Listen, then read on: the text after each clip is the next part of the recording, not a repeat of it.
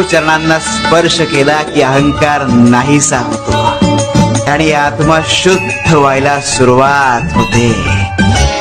गुरुच्या पायाच्या धुळीचा एक कण असंख्य पापांना मुक्ती देतो. सगळ्या वासना नष्ट होतात. गुरु जिथे राहतो ती काशी आणि त्याच्या पायाचं तीर्थ म्हणजे गंगा. अरे गुरु चरणाच्या अंगठ्याला फार महत्व आहे. त्यातून दिव्य ईश्वरी शक्ती वाहत असते. म्हणून पूजा झाली की दर्शन घेताना गुरु चरणाच्या अंगठ्यांना स्पर्श करावा.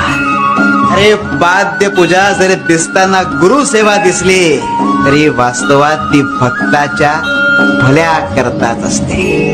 म्हणून पूजा करताना गुरु चरणी लीन होऊन